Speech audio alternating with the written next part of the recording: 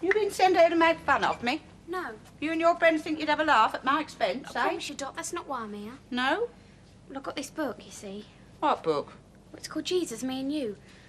Well, you're the only person I could think of that knew anything about this sort of thing. Yeah, well, you won't find much meing and youing in this square. What?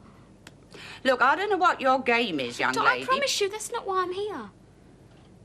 Well, you're one of the last people I thought would want to talk to me about Jesus. Why? Well, I mean, your family scarcely upholds the values of Christianity. Yeah, well, it's not them that's come to see you, is it? It's me. And I suddenly realised I don't know how you go about going to church service. Well, it's not very hard. Well, how did you start then? Oh, I started years ago. I was a lot younger than you are now. Mind you, most people went to church in those days. I think the world would be a better place if more people went to a church nowadays. Why? Eh? Well, why do you think it'd be a better place? Well, I mean, there's no sense of responsibility anymore. I mean, people just don't care. They don't care about each other. I mean, it's like marriage. It's not for life, is it? I mean, it's just till someone else they fancy comes along. Well, what about your husband? I've never been unfaithful to him. But he must have been to you. Ah, but whose fault was it? Not Charlie's. I mean, he couldn't help himself. It was other women leading him astray.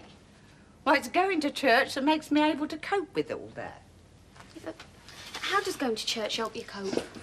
Sometimes when you get older, Sharon, sometimes you get a little bit lonely. And you got friends at the church? Well, yeah, but more important than that, I've always got God. God? No, I ain't stupid, Sharon. I knew Charlie was a weak man. I know Nick ain't all I'd want him to be. But when they go off, leave me, you know, I've got no one to turn to, no one who understands except God. He don't insult me, don't call me an old fool, don't even say I was wrong. He just listens to me while I tell him my problems. Meeting God, Jesus, it's the best thing that ever happened to me.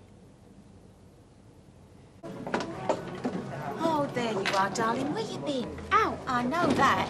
You got an exam tomorrow, you know. Yeah, I know, Mum. Yeah, she just called round to see me, so she's been in good hands. That's a matter of opinion, isn't it, darling? Pardon? Yeah, well, I'm off. I'll see you in the morning. Sleep tight, sweetie pie. Can I get you a drink, Mrs. Cotton? Yeah, I'll have a tomato juice, please. So what does my daughter want to talk to you about, eh, Doc? I believe it or not, a lot of people want to talk to me. Do they? Yes. And Sharon just wanted a little talk. What about? God. God. Oh, God. Yeah, she feels it's part of her upbringing that might have been neglected. Actually, it's funny, you know. I see her coming out of a church the other day. I thought it was something to do with Michelle's wedding. Well, it wasn't. Blimey, she'd be wanting to be a nun next, wouldn't she? And what's wrong with that?